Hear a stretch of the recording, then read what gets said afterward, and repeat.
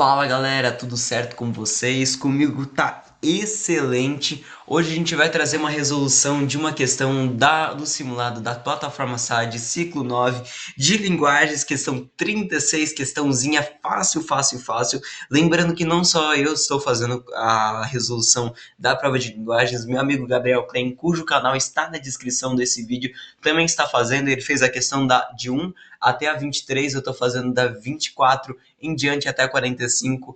E hoje a gente traz essa questão, que é a questão 36. Deixa eu botar minha câmera para cá e diminuir um pouquinho ela, para a gente ter uma visibilidade melhor. É uma questão daquela questão clássica, tipo, de adequamento, de norma padrão e esse tipo de coisa. Claro que eu já estou dando um spoiler da questão, mas é justamente isso, né? Utilização da linguagem formal, coloquial, dentro de um contexto. Vamos para a leitura do enunciado. No modelo de carta de reclamação, a adoção do registro formal, ó, daquilo que eu falei, e o vocabulário jurídico construem uma estratégia linguística que objetiva o quê? Por que ele está usando essa linguagem formal? Vou ler o texto para vocês.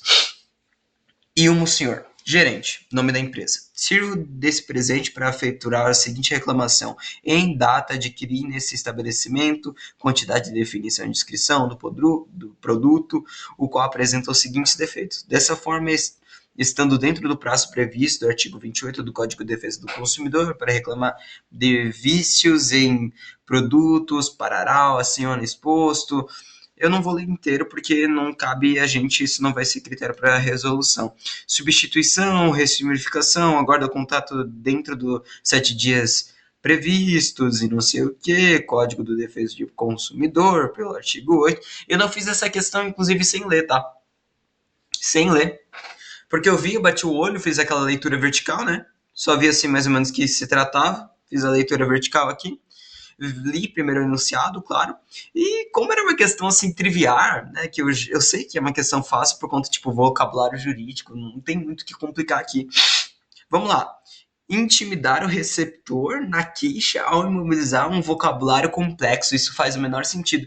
Ninguém intimida ninguém com um linguajar complexo ou formal. Mentira, sabia? Tem como.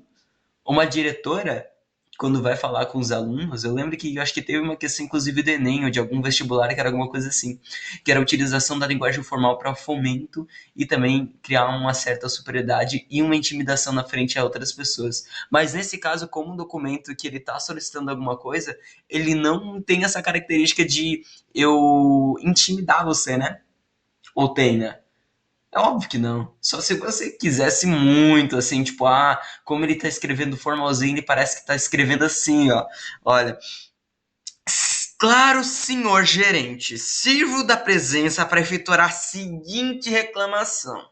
Sabe aquela pessoa que escreve, perdão, um texto no WhatsApp que é totalmente formal, mas tu sabe que ele tá sendo passivo-agressivo, ela tá sendo passivo-agressiva, mas nesse caso não se inclui, né? Porque é um documento, né?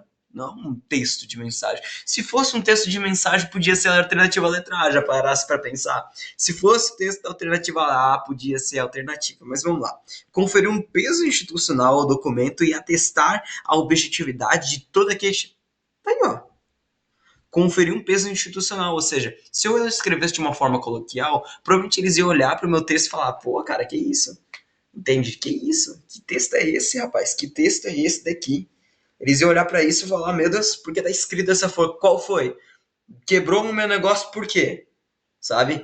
Na quarta-feira passada, escrevi assim, na quarta-feira passada, tem o cano aqui do condomínio que fica do lado da casa começou a vazar água pra cacete, falar dessa forma, pô, ele não vai ter um peso institucional como, cara, senhor, o cano aqui da vossa casa e não sei o que, ele não vai ter esse peso todo.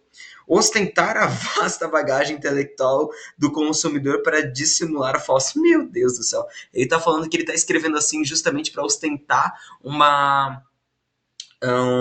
intelecto, né? Para dizer assim, olha só como você fala português corretamente, que não tem o menor sentido isso, né?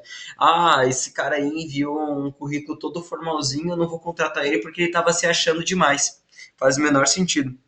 Garantir o uso contínuo do molde formal para afastar a qualquer diálogo com a gerência. Ou seja, ele está dizendo assim, eu vou escrever certinho para ninguém me encher o saco.